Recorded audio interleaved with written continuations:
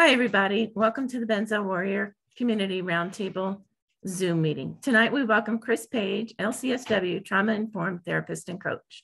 Chris is also a fellow Benzo survivor and director of the Institute for Akathisia Research and Prevention, which is a nonprofit dedicated to saving and improving the lives of individuals suffering from medication-induced akathisia. Well, thank you first to Lisa. Oh, I'm sorry, Chris. I'm just letting somebody in. My bad. Sorry. Chris will speak for the first hour and will entertain our questions after his presentation.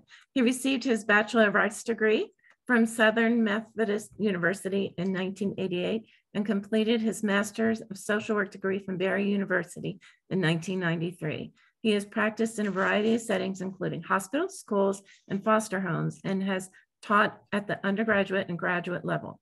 He has presented papers at national and international conferences and appeared on Dateline NBC for his work with children of divorce. He has been in private practice since 1998 and provides withdrawal coaching to clients across the nation. To have a benzo coach is rare. To have an akathisia coach is even more rare. Chris Paige has personal experience with akathisia, suffering from a debilitating course of 3 years of around-the-clock akathisia symptoms. Today, he is able to live with his iatrogenic injury, and he has helped many people to have hope for healing.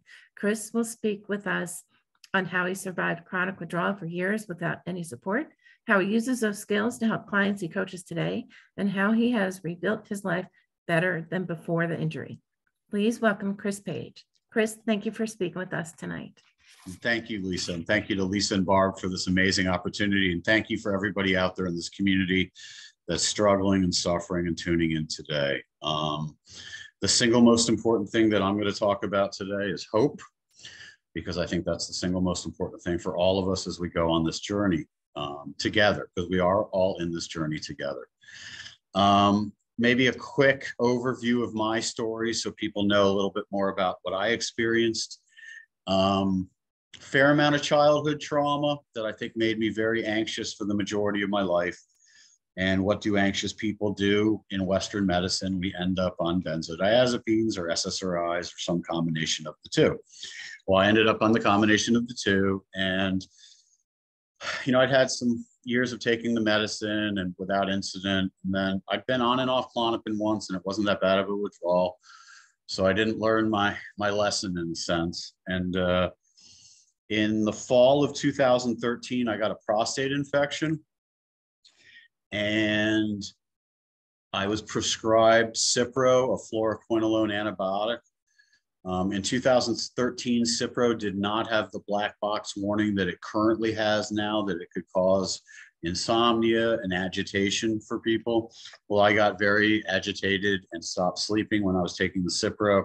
Unbeknownst to me at that point, I didn't realize antibiotics could have any effect like that. Because I'd taken Klonopin before and I knew it had risks, but I didn't know about half-lives and all the things that we learn on this journey. I called my primary care doctor and asked her for 10 half-milligram Klonopin tablets just to get me through this short little period to sleep. She gave me 20 because she clearly didn't think it was a risk. And I took a total of 16 milligrams, meaning a quarter milligram here, a half milligram there, every 3 to 4, maybe 5 days. And I got dependent because I didn't know the half-life of Klonopin was so long. And even though I was only taking it every 3, 4, or 5 days, it was still never actually leaving my system. So I got dependent. And then immediately I got some really bad advice that I updosed and I just got sicker. My family started to get scared because I was making a lot of the threats we make when we're scared and sick in this journey. And they convinced me against my better wisdom to go to a 5-day medical detox where they took me off 1.25 milligrams of Klonopin, or the equivalent of 25 milligrams of Valium, in 5 days. Ironically, they called it a slow taper. It was anything but at the end of those 5 days, I actually went crazy. I went completely crazy. I was so agitated. I was just threatening to kill myself all the time. I ended up in a psych ward for 5 days. I have such empathy for anyone else that's ever ended up in a psych ward. I think it's the most inhumane, antithetical treatment facility on the planet for somebody with the type of distress that ends up in that type of a unit. So I come out of the detox and then the psych ward, and I go back home to Florida from Vermont, where I was in the detox. And then I just continue to get sicker and sicker and sicker. Actually, my worst year was from 12 months to 24 months. I lose my entire support system. My family gives up on me. My friends give up on me. I somehow end up in Anchorage, Alaska with some other psych survivors who don't really understand what I'm experiencing because my akathisia is so severe and they'd never seen akathisia like that. So they kind of gaslight me. I end up thrown out with absolutely nowhere to go, stranded 6,000 miles from home in Anchorage, and somehow survived for a few months there. And then one of my good friends, thank God, the only friend that stuck with me during this whole time, calls me and says, you know, I'll take care of you, or I'll let you stay with me at least. So I had to fly from Anchorage to Chicago and then to Cleveland. I've written about that flight on something published on Mad in America called Up in the Air, Surviving 24 Hours with Akathisia. That was one of the hardest days I've ever had, having to fly so far with severe akathisia at that point. Thank God I had very understanding, but very confused and overwhelmed flight attendants that let me just pace in the back of the plane the entire time. I ended up then in Cleveland, coming to Florida, back to Florida, where I'm from, and staying with another psych survivor for a couple of years. And that went really sideways. And I ended up just at the point that I was just well enough to start working a couple hours a week. I had no support at that point. So teetering on homelessness for years, teetering on all kinds of precarious situations. I somehow made it through that and slowly started to heal. And as I slowly started to heal, I've rebuilt my life. And that's one of the things I want people to hear loud and clear, is my life today, even though I always say this, I'm not 100% healed, I'm 80% healed, but I'm 150% happy. I've never been this happy. And in part, it's because one of the pledges I made to myself when I was so injured and sick and pacing, you have a lot of time to think when you're pacing, was that I was going to make sure that the issues that brought me into psychiatry were going to be addressed, so that I've dealt with my anxiety and dealt with the original things that ever led me down this path. And I can sit here today and say to all of you that my life has never been better as it is today. And that's the same thing I want for everyone that's going through this, is the hope that there's some purpose to the suffering, that there's some point to the suffering. And the purpose and the point to the suffering is to come out the other side and to rebuild a life that will be better than it was when you entered. And I believe that with every fiber in my being. What were the things that got me through it? Because if you look at psychology and the things that people generally talk about that keep people, suicidal people, alive, social support, purpose, finding meaning in things, having people pulling for you, having people showing you there's hope on the other side. I had none of them. I had absolutely none of them. And I still chose to live. So why did I choose to live when I had no reason to live? And I was suffering worse than every second was a fight to not end my life. Well, first off, I'm stubborn. I was not going to let the mental health system, or none of my friends were going to be making donations to NAMI in my name. It just wasn't going to be the end. I was going to write the ending of my story and not let anyone else write the ending of my story. But I came up with an acronym that I use, which is HOPE, ironically. And the H part is, this is the most horrible experience you will ever have to endure. And the other H is, we feel so helpless while we're in this horrible experience. But then we go to the O, and the O is the part that we have a smidge of influence over. When we're so sick and debilitated, we can't really influence much, but we can influence a little bit of our outlook and a little bit of having some optimism. Okay. So the outlook is, okay, even though I have no evidence to believe that I'm going to get better, I'm going to choose to believe that I've seen other people get better. And because other people have gotten better and have come before me, then I will choose to have faith. Even if there's no reason to back up my faith, I will choose to have the faith that my body was created to solve problems like this, even though this is the hardest problem it's ever had to solve. And that somehow, if other people can survive this, I can too. And I will find the strength within me to survive this. So it's that optimism and outlook. And I'm not saying perfection. I'm saying if I can have one thought a day that says, hang in there, that can maybe counteract the millions of other thoughts that feel so scared and negative. So again, it's just doing the best we can with as limited resources and ability as we can. But again, it's the outlook and optimism that can somehow pull us through this. And then we get to the P in the hope, and that's persistence and patience. We have to be persistent. This is the most, grueling. That's a good way to describe this. My normal girlfriend said to me once, who she has really good insight for someone that hasn't experienced this. She said one of the hardest things must have been not knowing when it would end. And that is obviously one of the hardest parts of this. I think if we all had an expiration date, that would make it a very hard situation, maybe a little bit easier. So it's that persistence that I'm going to do it no matter what. I'm going to do it no matter how long it takes, because my life is worth it. It's not impossible. I am possible. My life is possible. So it's that persistence and sticking to that belief that will guide me through this horrific time. And then the other part, patience. We have to be grossly patient in this, absurdly patient in this. No one should have to suffer with this for a day, let alone a week, let alone a month, let alone years for some of us, okay? But the patience is the key. One of the things that I see get in the way of people's healing the most is impatience, is not riding out a wave or some uptick in symptoms and saying, I got to try another med, or I got to add a supplement, or I got to cut the med, I got to do something. And then people dysregulate themselves even worse from an already dysregulated nervous system. So I think patience is so important. We have to be patient, but we get paid off for that patience. That's back to that faith belief, back to the belief that I will get through this. And then the last is E in hope, and that is the endurance that it takes to do this. It's a marathon, not a sprint. So pace yourself, but also give yourself the hope that by pacing and giving yourself the patience, you will get through this.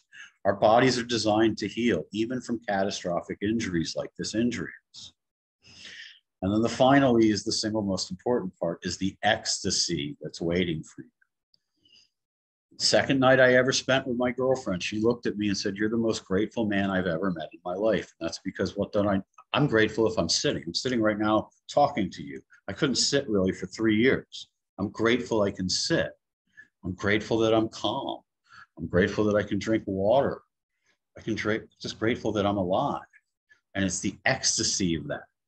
I'm happier than I've ever been. I'm enjoying things. I'm savoring things because I knew what it felt like to not have them and to lose them. And it's that savoring. And imagine what you want to have happen when this is over.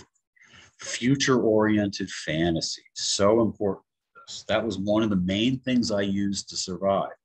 What will I do when I get through this?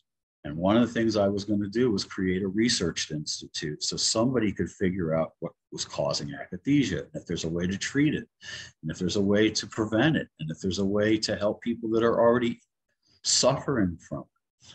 That was part of my goal. That's what kept me alive too. I'm writing a TED Talk actually on this whole experience, and I'm using something for the foundation of the TED Talk called the Stockdale Paradox. And what the Stockdale Paradox is there was I don't know if any of you guys are old enough to remember Ross Perot. Ross Perot ran for president against George Bush and Clinton in 1992. And his running mate was a guy named Admiral Stockdale, who at the time kind of inadvertently became a butt of jokes. But now that I know who he is one of the most respected people I could even imagine on this planet. We all know John McCain was in the Hanoi Hilton for 3 years. Well, Admiral Stockdale was at the Hanoi Hilton, which was the torture chamber of the North Vietnamese during the Vietnam War. He was in the Hanoi Hilton for over 7 years. And he was tortured over 20 times in that 7 years. And how did he survive? Well, he survived by what people call the Stockdale Paradox, which is he never questioned if he was going to survive. Undying belief that he was going to get through it. But the paradox was, how was he going to do it day to day? How was he actually going to survive? This is a man who, when he was going to be paraded by the Vietnamese as a prize possession, as a prisoner of war, beat himself so badly in the face that he knew they wouldn't use him then because they wouldn't want to show a disfigured person. Found other tricks to get through the day. For me, it became tricks of, I had one simple trick, which was I made a pledge to myself, even though I came close to breaking it a bunch of times, was that I would never kill myself today. As long as I stuck to that belief, I won't kill myself today. It gave me the option tomorrow, which always gave me a sense of freedom, in a sense that I could take away the suffering if I wanted, but I didn't want to. But it was the pledge that I won't do it today. It was the fact that I could live in 5-minute intervals, that I would pace so frantically and just count to 100 steps to see if that would kill some time. Right? I would take probably 4 or 5 showers a day. I know a lot of people can't shower. For me, it wasn't relief. It was just distraction. It was another place. It was a different location, something like that, just to change my view for 20 minutes. That's it. That's it. There was no magic to this. There was no relief to this. It was just the killing of time so that I could make it to the next day. I think that, what I've learned about myself is amazing. You don't know how strong you are until you have to. I think that's another thing. People always say to me, I'm not strong enough to do this. You are. You don't want to. Who would want to ever have to do this? But you are strong enough to do this. And it's worth it doing this. I think that another thing that's important to realize is about my journey. Okay, so when I was in the detox, they put me on 4 meds. So for $25,000 billed to my insurance, I got my minor tranquilizer, which was Klonopin, upgraded to a major tranquilizer, which is Seroquel. And they gave me Remeron, Vistaril, and Gabapentin. I'm off 2 of those 4 drugs, but I'm still on 2 of the 4 drugs, tapering very slowly because I was just so injured. And this is an important thing that I think the community gets wrong, is that you can heal while taking meds. You can actually live a quality life while you're on meds. Would I prefer to be off these meds? Yes. Do I hate taking them every night? Yes. Okay. But one of the things that I think the community does that's very dangerous is speak in absolutes. There are no absolutes in this, except if you do bad things happen. There are absolutes that way. But there are no absolutes in the other direction. Everybody's journey is unique to them. We're snowflakes. We have our own unique journey. So somebody at 8 months has no connection to you at 8 months because you are your own person going on this journey. The only thing that is universal, I believe, is people end up getting better. Healing, I don't even know what healing means. People say, will I be 100% again? Are you going to be 10? I mean, I'm 56 years old. I got mileage on this body. I'm never going to be back to the way I was when I was 100%. I don't even know what 100% means.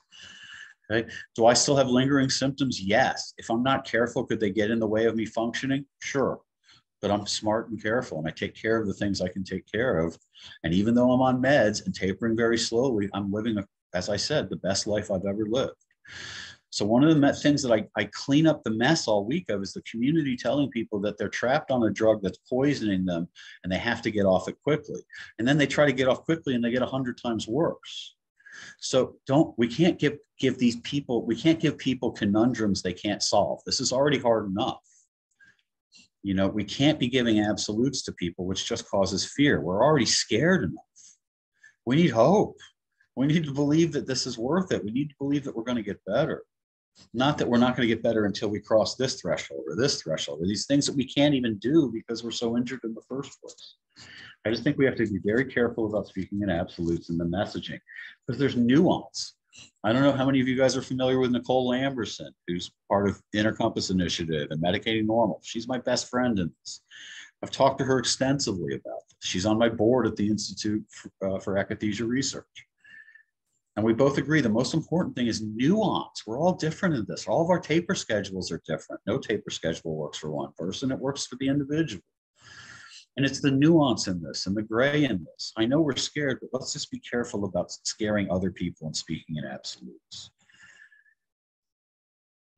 So those are my thoughts on other meds. Those are my thoughts on some of the community stuff. I think the community is great. We just have to be careful to not scare each other. We need to lift each other up and pull each other to the finish line. That's what I tell all my coaching clients. It's my job to help pull you to the finish line. I think it, so let's talk about akathisia, because that's a word that I would argue that akathisia is grossly underused in the medical community and grossly overused in the withdrawal community. And I think the word that needs to be used more instead of akathisia is iatrogenesis. Every single person on this call, we all share one thing in common besides taking benzos, I would imagine. We all have an iatrogenic injury from taking benzos. How that iatrogenic injury manifests is different for all of us. What's the Ashton manual? Got 100 symptoms or something? Okay. Every one of those symptoms is valid. And iatrogenesis is the injury. Akathisia is a very specific thing. It is subjective feelings of restlessness that manifest as a compelling need to be in constant motion. That's akathisia. That's it. Now, one of the things I'm doing, that I have an academic chapter coming out in the textbook that I wrote on akathisia. And one of the things that I'm proposing in that is an expanded diagnostic criteria, because I think the subjective part of akathisia is a little more complex.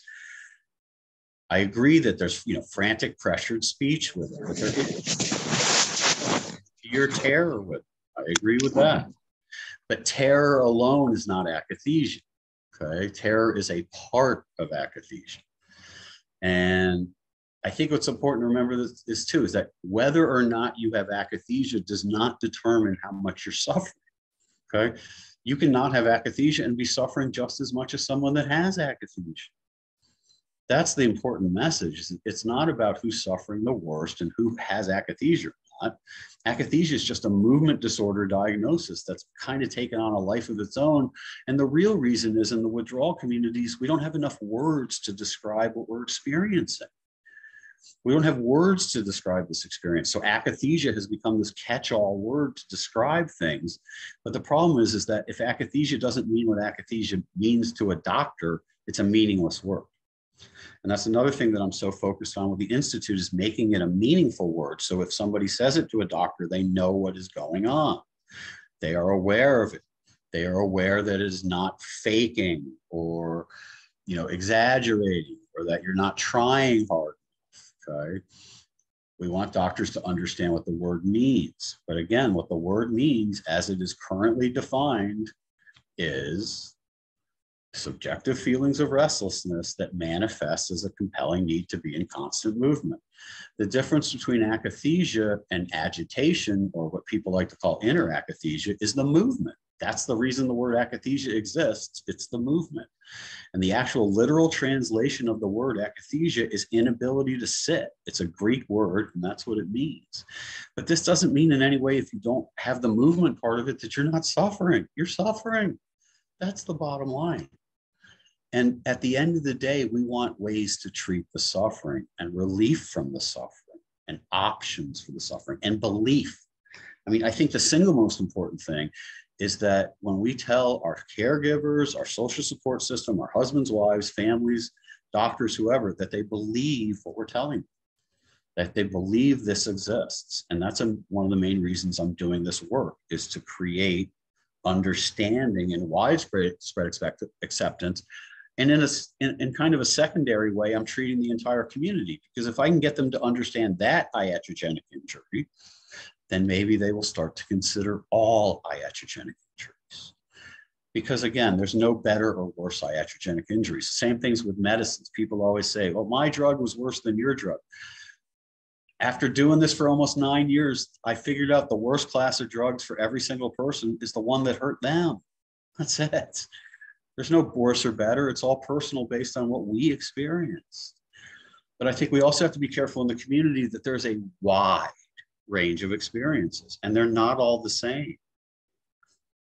I have a simple rule. It's not what people tell me, it's what they're capable of doing. I'm sorry, if you're screaming you're in acute withdrawal and you're going to dinner on a Saturday night with your husband, then a movie, you're not in acute withdrawal. Or at least not my experience with acute withdrawal. We have to be careful to say that one person's experience is the same as others. I think we have to be careful that it's more important to seek to listen and learn about someone else's situation than to make judgments about that situation. Another thing I see in the community that troubles me at times is this thing where I see people one downing each other. You know, oh, I have this symptom 3 times a week and it's awful. And the next person says, well, I have it 5 times a week. And then the next person says, well, I have it 8 times a week and twice on Saturdays. And that's not the point of the first person saying I have it 3 times a week. They're looking for validation. They're looking for somebody to step in and say, I've got you. I know what you're going through. Hang in there. It gets better. Things like that. I know we're hurting. We're hurting. And also we're often not being heard by people. So that's an important part of this too. What are my goals with the Institute? I have a lot of goals with the Institute, and I can hear my friends saying, under promise and over deliver, but I'm not going to do that. I'm going to over promise.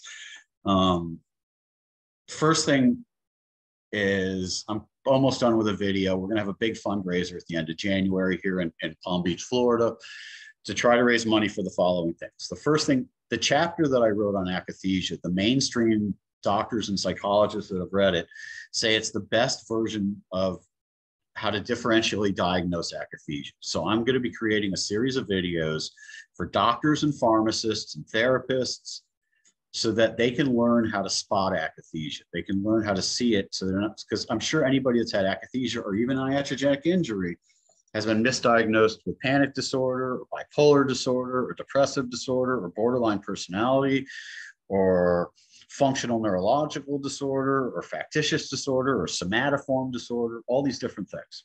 And I want to make it so that doctors are educated so that they can know the difference between somebody that has a panic attack and somebody that is in an iatrogenic injury, because obviously the treatment is completely different, and also how you relay the information to the family is completely different. So that's the first thing I've set as a goal, is to create that. And also I'm writing with a psychologist friend of mine a paper where I propose the updated criteria for akathisia. So hopefully, I mean, one of my real grandiose goals is to get in front of the next DSM committee and have my version of akathisia included in the next DSM, so that we can expand the diagnosis, so we can have more people being accurately diagnosed with it, and also a more widespread understanding within the entire mental health field of what it is and what it looks like. I'm committed to doing research. I have some really good ideas on things we could do that would possibly help people, and I want to study them.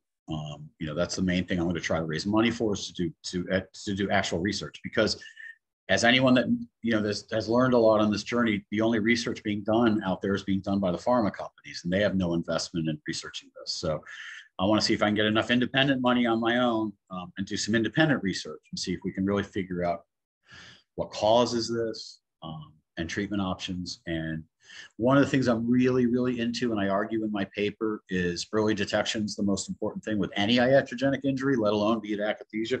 The earlier you can see something going on, the faster you can.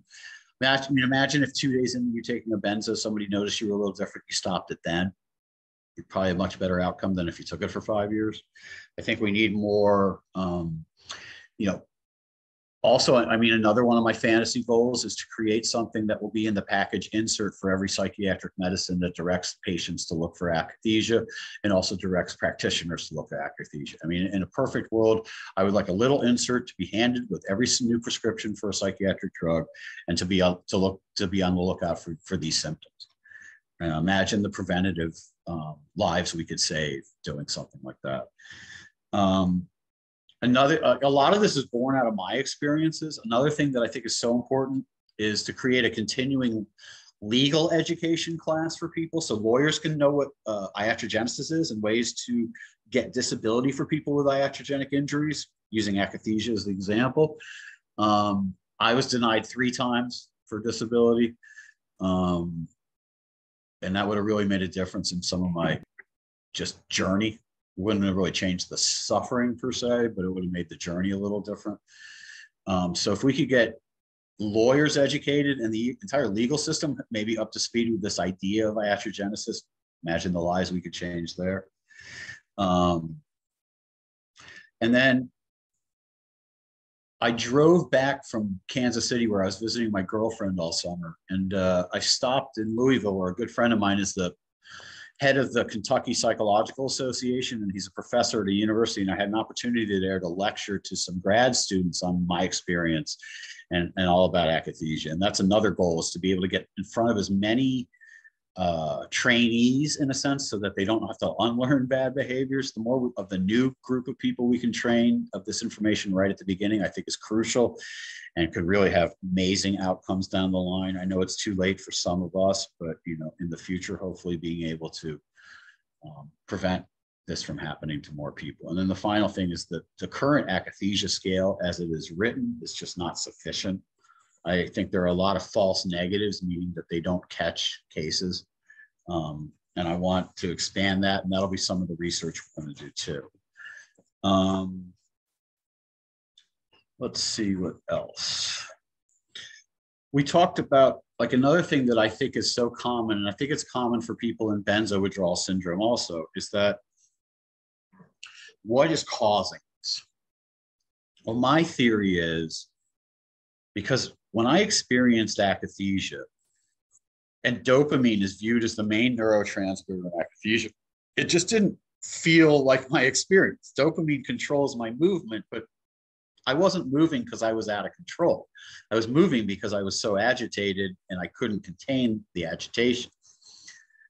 And I started asking myself, okay, if benzos can cause akathisia, and they target GABA mostly, and SSRIs can cause akathisia, and they target serotonin mainly, and antipsychotics can cause akathisia, and they target dopamine, then what's the main thing that's causing the same symptoms regardless of the med you took? And I think it's glutamate excitotoxicity. We always talk in the benzo community about down-regulated GABA receptors. Well, GABA and glutamate are a system where they're like a teeter-totter. They kind of work, if one goes higher, the other goes lower to compensate, and vice versa. And I think what happens is that when we get down-regulated GABA, we immediately get an upregulation of glutamate receptors. And I think that, to me, the glutamate is the feeling of agitation, restlessness, panic, terror, franticness. That's what it always felt like my subjective experience was. Now, let me argue this too, though. It's never this simple. You change one part of the brain, you change not only the entire system in the brain, but you change the entire body. So this naive idea that drugs are only targeting one thing is just that. It's just naive. But it never made sense to me that my GABA receptors would take 5 to 10 years to grow back.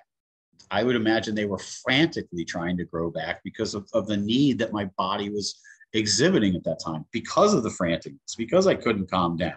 I needed those calm down chemicals.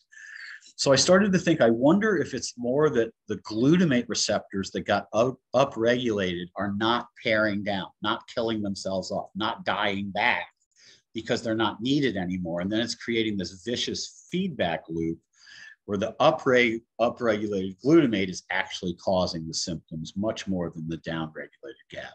Just my theory. But glutamate excitotoxicity makes more sense to me from my experience and from what I've seen the experiences of my clients that I talked to. But the problem is most people say, okay, if it's excess glutamate, then what do I do to get rid of the glutamate? Well, people have talked about using glutamate antagonists, and those have chronically not worked, not only for people in the benzo community, but just in medicine. They're just failed medicines generally, because I think that system, as we all know from our GABA experience, doesn't want to be messed with much. So what I started researching and talked about in the paper I wrote were things that could naturally reduce glutamate. And I found this one study where they were treating people with brain injuries, which I think we all kind of have a form of when we've been in benzo withdrawal. And they were treating people with brain injuries using something called oxaloacetate.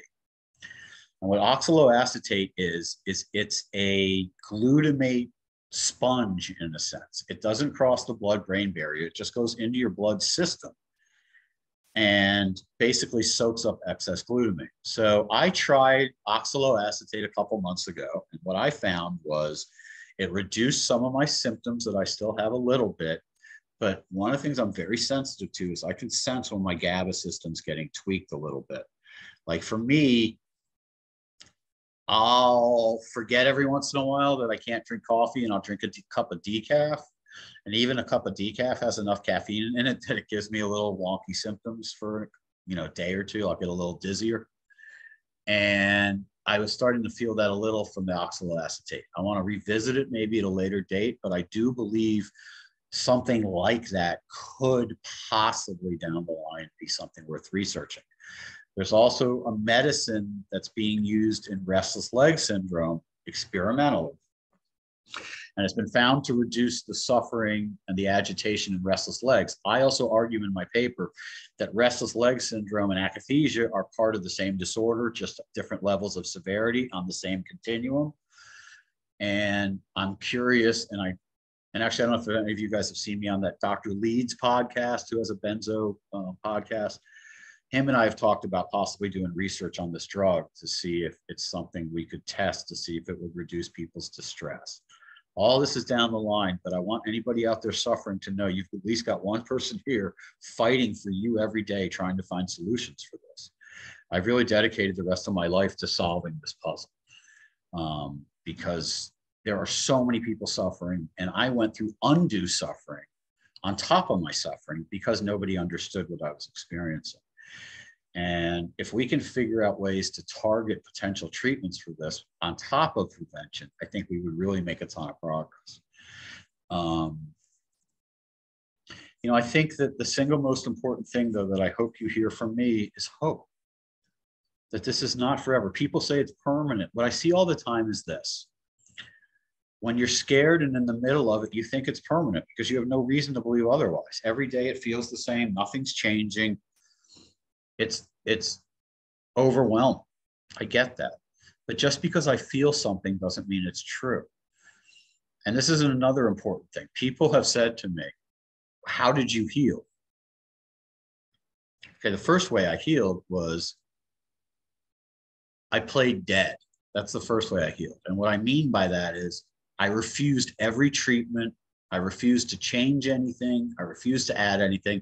And it was hard because I was suffering so horribly for 3 years. And the entire withdrawal community was saying, oh, it's the Seroquel that's doing it to you. Oh, it's the Remeron that's doing it to you. You'll never heal until you're off those meds. They're poisoning you. They're killing you. And the more I heard that, the worse it made me feel, and the more boxed in and trapped it made me feel. So the only way, and honestly, this is where Nicole Lamberson again came in, and she was my friend at that point. She said, Chris, just don't do anything. Let's hold and see what happens. And that was the best advice. And that's the advice I think is usually the best advice for most people in a taper. If they're starting to feel bad, is to hold. Just my personal opinion. But, I think that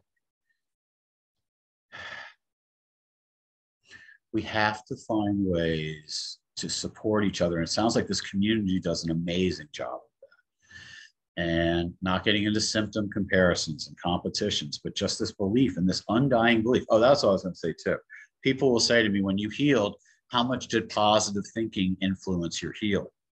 And I always tell people, if positive thinking had been required for me to heal, I would have never healed. How can I be positive about anything when I'm being tortured? It's impossible. But I still healed. Maybe it was my very, very faint belief somewhere back here, I think, that I could get through this, that I could survive. I had no support. I had no reason to live, like I've said. But there was this little faint voice, because I think at the core of it, for all of us, we all want this so bad. We want our lives back. And not only our lives back, but let's shoot for something better. Let's shoot for a better life than the life we had. Because another thing I find, and I don't mean this disparagingly, but people always say to me, my life was perfect before this. And I'm like, so you went to your doctor and they asked you how you were doing and you told them perfect, and they said, I've got a script for that? Come on. None of us had perfect lives. Right? We had something even going on, even if it was insomnia or muscle pain or something. Something was still going on in our body that wasn't okay, that led us into this. So when we heal, let's take the opportunity to make our lives the best we can. Let's address anything we need so we come out of this the best version of ourselves. We owe it to ourselves. If we're going to go through something this life-altering in this world, let's make the most of it. It's so worth it. I promise you, it is so worth it to hang in there. Even in the darkest times when there's nobody there, just to hear my voice and just imagine that there is life on the other side of this, that it's not forever, that if he could do it, I can do it too. He's not special. He's just a human like me. And if he can do it and found out what he was capable of, then I can do the same because I want it as bad as he did.